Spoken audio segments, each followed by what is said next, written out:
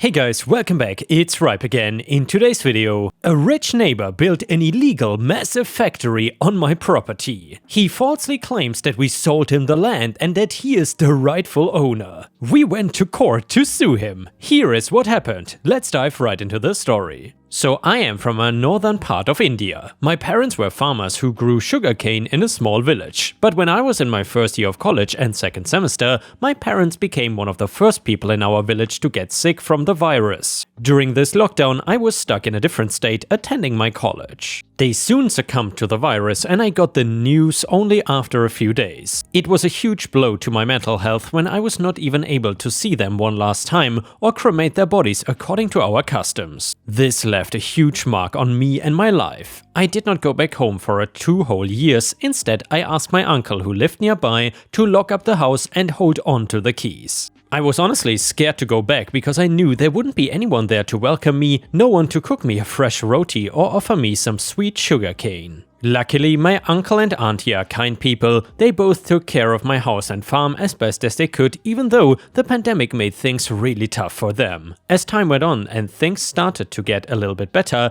I still did not go back home. But my uncle understood why and he made sure to keep the house clean. He even sent me some money from the farm earnings. As the third year of college came to an end and I stepped into my fourth year, things took a turn for the better. I was able to secure a well-paying job, a result of burying myself deep in my studies for the past few years. But the news made me feel both happy and empty. On one hand, my hard work had finally paid off, but on the other, studies had been a distraction for me for the past few years and now I didn't have them to keep my mind off of things. So I made up my mind to confront my fears and finally return home. My uncle and auntie looked happy to see me and I felt bad for not returning sooner. They went out of their way to ensure that I didn't feel like I was gonna be alone from now on. We had a nice dinner and I almost got teary-eyed while eating. After dinner, we went through the important documents that had been in my house. It was during this time that I remembered about the property my parents had purchased years ago. Located a little outside the closest town to our village, my parents had bought it as an investment at the time, since the prices were super low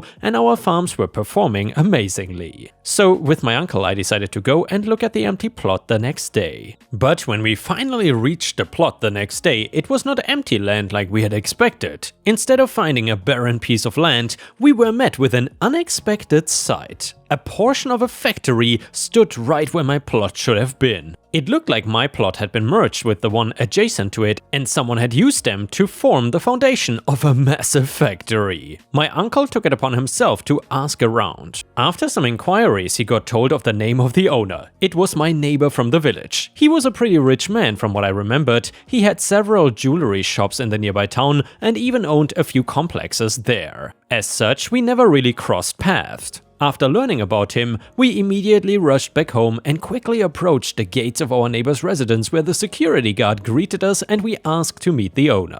After a few minutes, he came out and started yelling at us for disturbing him when he was sleeping. He barely opened the gate and told his guard to make sure that we, as he called us, beggars, did not enter. My uncle spoke up, demanding to know how he could build a factory on my parents' land. The rich man had the audacity to laugh and say that he had bought the land from my parents 2 years ago, so he had every right to build his factory there. I was so angry, but thankfully, my uncle stayed calm. He explained that my parents had passed away 2 years ago. The rich man then said in a rather rude and insensitive tone that my parents had given him permission to use the land and were paid for it, so now that they were gone, it was not his problem if there was any confusion. I was really close to losing my temper and wanted to hit him in his stupid face, but my uncle stopped me. He said that fighting would not help and we needed to double-check my parents' documents and talk to a lawyer.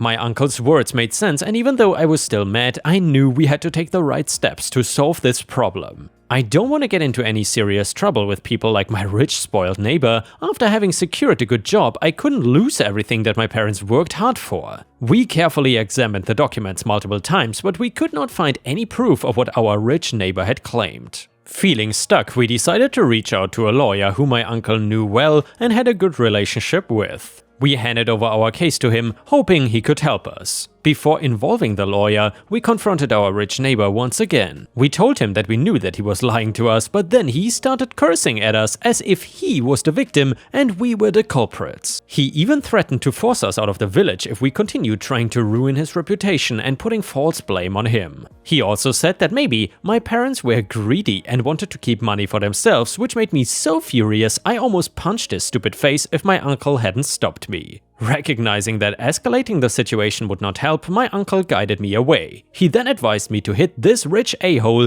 where it hurts the most, in his precious money. With my anger still boiling, we shared everything that had happened with our lawyer, giving him all the details he needed to take action. The lawyer started working on our case and we hoped that with his help we could find a solution. While our lawyer was busy working on the case, my rich neighbor began resorting to threats. He even sent his men to my uncle's house trying to scare him. Luckily, the police station was nearby and someone reported the incident, prompting the police officers to step in and handle the situation. As the case progressed and the legal proceedings started, things grew more tense and dangerous. The police could not always be there to protect us, especially when my neighbor and his men were waiting for any chance to cause harm. It was time for me to go back for work, but I was scared of leaving my uncle and auntie alone. So I offered to bring them along with me. In the city, I had friends who could help arrange a place for them to stay for a few months. Since my college was in a different state, my rich neighbor's influence would not stretch there. However, it did require us to travel back and forth for court hearings and it came with its own set of costs, but it was worth the safety. As is often the case with legal matters in India, this one took quite a while to get sorted out, though not that much when compared to most other cases here. Almost a year later, we reached the final court hearing and we were rightfully given our land back. Since the factory had been built illegally, our rich neighbor along with others involved were sent to jail. But the best part of the whole ordeal was that we were compensated for our losses. Moreover, our rich neighbor was handed a big fine. When converted to US dollars at the current exchange rate and rounded up a few thousands, the compensation and fine amounted to $280,000. And yeah, Ripe Stars, it's good to see that this rich douchebag neighbor got what he deserved. It's always nice to see the little guy win. Either way, if you enjoyed this story, please don't forget to subscribe to the channel if you haven't already and maybe even drop a like on the video, because that would help me tremendously. Thank you so much. The next one is titled Taking Down the Big Boss Who Owns the Town. Posted by user Dreamweaver312 on r/Ripe Stories. When I was 16, I was all into social media and meeting new people. I made friends with a bunch of older people through hobby groups and common interests, so it was no surprise that when I met Prince Charming online, he lived in another state, he was 33 at the time and I had a good friendship with him. Well, the day you turned 18, he decided to ask me out, and me thinking this smart independent guy with what was at the time a decent job to me looked pretty good. About 4 months after we started dating was when he decided we should go on a vacation together. So as I'm packing my things up, my parents were shocked when a fully grown man who was about as short as I was, 5'1", knocked on the door. They took me to the site and did a background check on him. It turns out he was a felon, should have been a red flag, right? But oh, he was so honest with me. At 18 years old, I definitely knew what was best. So I left in his car and we drove off before we could be stopped. Halfway into the next state, I find out that it was not his car, nor did he have a driver's license because it was revoked. Oh boy, was that the only beginning of my worries. He stole the damn car and drove it 12 hours to my house and back. When I got there, he pulled in the driveway of a house and I found out he did not own a house. It was his baby mama's house and he lived in the attics. There were 2 huge pit bulls I was not warned about. They ended up giving me a fear of dogs. Not because pitties are bad dogs, but those ones were untrained and aggressive, harming me and the children. So the next day he took another car and we went to a pretty cool waterfall that we swam in.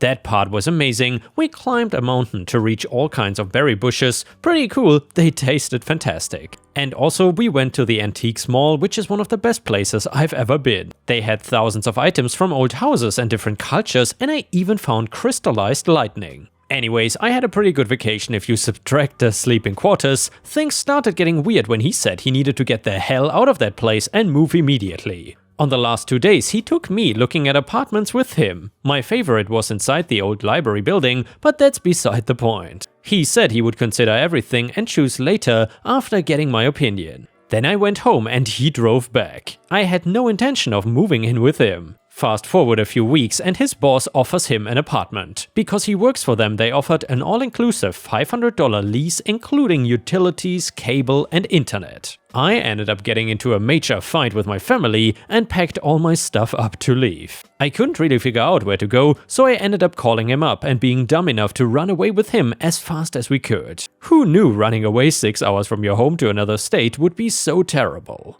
Oh, have I mentioned yet that this man lived on a native reservation? This is super important because the land is owned by Native American tribes, but the city was allowed to be built by the state of New York in a type of leasing agreement. So both and/or neither laws applied to the people living there, apparently. People could get away with just about anything because all the two governing bodies can do is bicker. For the next month, all is good and well in the world besides being absolutely homesick and isolated. Then things start happening. I usually got left watching over the children who were little angels in my eyes. Also, I do bonding activities and holidays because their moms were busy. Working 52 hours a week is hard, so I get it. PC and I would cook together, teaching the kids well. We would pay for all of the food and other things, doing our part to take care of the children as we should. But one day the kids stopped coming over and something feels off. I guess they got into a fight about child support or something. As things start to get rocky, so does his personality. I'm not going to go into details about what consent means right away, it's pretty easy concept. One day he brought home a friend.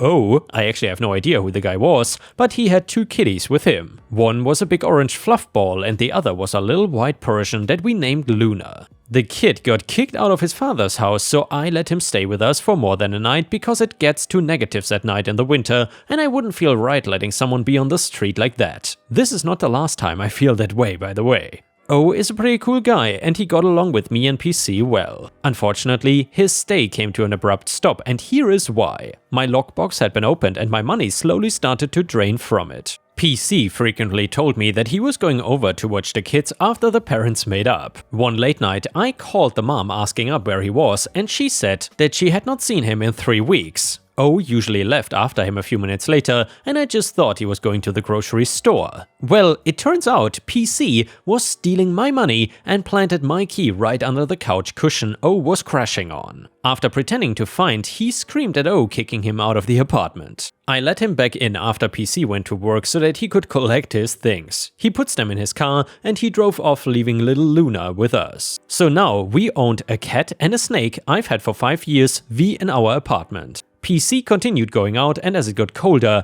I saw some of the local druggies on the street in 3 foot of snow. One was just evicted a week beforehand and I was not having it. Against what most people thought was reasonable, I opened the door and let 3 or 4, I forgot how many, in. I give everyone a blanket of mine and a warm drink. Some of them felt bad about being in the actual apartment, so they slept in the laundry room in the shared hallway. PC invited a few more friends inside and they thought they could have a party while I was sleeping. I went and kicked all the people who brought cars here out and PC left with them. It was at that point that people who I had let stay the night brought me to the side and sat me down. "You are such a sweet girl and you don't deserve this. PC is an a-hole who's been showing up and doing drugs at XYZ place. He goes every night. Look, you need to get out while you can. The man is abusive and nobody wants you to get hurt. We would kick his ass if he hurts you." Not gonna lie, that was kind of sweet. They each washed my blankets and folded them on the couch when they left. Some decent people despite their situation. They saved my life because I was now planning on escaping.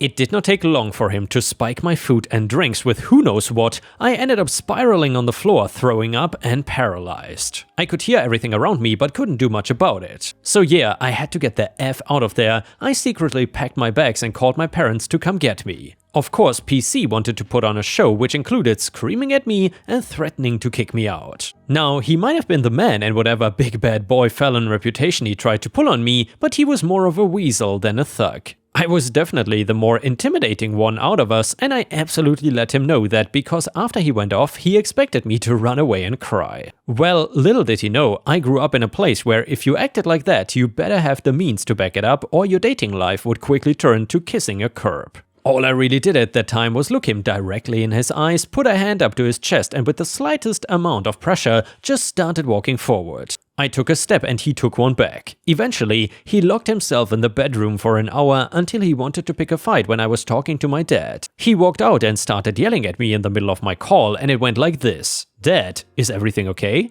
PC yelling about kicking me out. Me, I'm fine, give me a minute. I was really pissed, so at that point I jumped down from the windowsill I was sitting in and said something along the lines of, "I'm not leaving, and if you have a problem with it, there's the door." He said, "I'm not leaving, this is my apartment." Yeah, and this is my foot about to kick your ass out of you interrupting my call again. He was still yelling and put a hand on my shoulder to force me, so with all the force I could muster, I turned him around and again forced him backwards with the same technique. When he put his hands on me again, I gave him a firm shove and closed the bedroom door before going back to my call. Damn, well, I know I don't have to worry about you. Me, yeah, I learned from the best. Dad, alright, well, get home safe, I'll see you when I get there. Love you. Me, I love you too, Dad. PC pouted the entire rest of the time until I was about to leave and he apologized profusely. It took them 8 hours to get there, but they did and I went home. It didn't take long for me to get threatened again about being put out again and having nowhere else to go, so I called PC but left my stuff except one suitcase and my snake at home. He promised to be a better man and he possibly was clean for the remainder of the time I was there. Because of his actions while I was gone, his boss fired him for stealing money from the vault and said that he had to start paying an extra fee with his rent to pay back the stolen money. I personally took on a small job and had to pay both working as a waitress at a burger place in a tiny town. I only made like $700 per month and rent was now $540. Cue pro revenge, his boss made him work the last 2 weeks and so he put a security camera up in the office. We caught his boss's husband embezzling money from every week for the insurance. When we emailed the video and said PC was innocent, she came for retaliation and changed the locks when we were going to post an eviction notice on the door. She then took her family to Vegas to get away from the pure hellstorm that was about to become putting a 4-inch thick metal door between me and my pets. I was not letting them starve while she was on her impromptu vacation. Cue the ice pick and sledgehammer. So after calling the cops and having the boss ignore their attempts with the police blessing, we completely legally bashed the security locks in and got inside the apartment. All my valuables were stolen, including a sapphire ring and a golden bracelet my great-grandma gave me. It was reported to the police and I was livid. While they were on vacation, I wrote up a nice 2-part letter about illegal evictions and how you cannot just change locks and run away. We posted this right where the notice was for us. We changed to manual locks and the screws that go straight into the walls. They couldn't do anything about it because we were in the right. 2 months later, they posted a cease and desist for living in our apartment that they rented to us. We agreed to pay for the door, but they wanted to kick us out still illegally and started leaving threats. The more they pissed us off, the worse it was gonna get for them because now I had a vendetta and a 3-week streak of putting my nose to the books about both native and New York eviction law. With every note they left, I left them a section of the law that applied. Soon, she sent an actual eviction notice, but it was through the Native Court Council, which technically had no standing over the actual building that was leased by NY. And it never had me involved at all, which means I would still technically live there. When I mentioned that I got told they didn't know who I was and that I've been living there illegally, if they didn't remember me, I'll make damn well sure they did. I still had the videotape of the embezzling and all the illegal threat notices. The other employees I talked to got paid unliving wages and this family owned half the city. This idiot decided to only use one business mail so that everyone could see the company emails. It was also her personal mail where she talked about blackmailing a crap ton of people out of the money they were given by the government every month. Bragging about pulling one over on PC. The best of all was, he told me he found her Amazon password and that he was gonna order 3 box trucks full of socks to her mansion. I've got no idea if he did that one or not, but thinking about it makes me laugh. I forwarded all of the forged and fraudulent receipts business paperwork to the Department of Labor of NY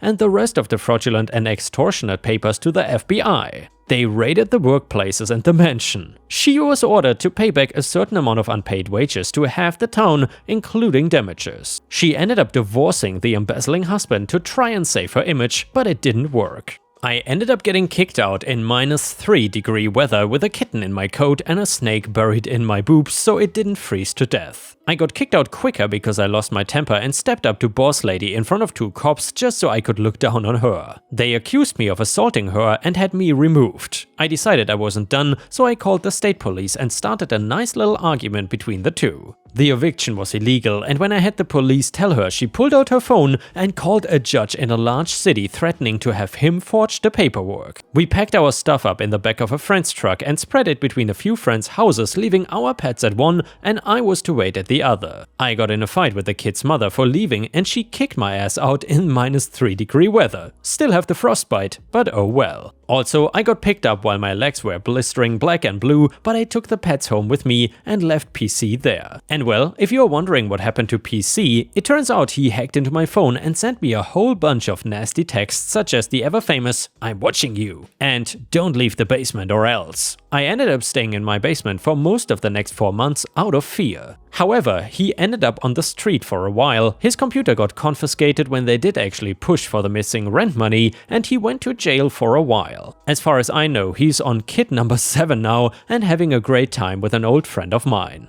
I am currently living my best life, a lot older and wiser than before. Crazy experience, not glad it happened, but at least I'm fun at parties. And yeah, ripe stars, I gotta say, I don't have a life story like that, but damn, this was one crazy story. And by the way, if you wanna share your own stories, then please head on over to r/ripe stories on Reddit, where you can post your own full-length stories. And if they are good stories, there's a good chance that I will read them in a video if you wish. And with this, we have reached the end of the video. However, if you cannot get enough of my content, please check out my endless playlist, where you can find thousands of hours of content. In addition, please don't forget to subscribe to my channel to not miss any of my daily uploads. Thank you so much in advance, and I hope to see you again tomorrow.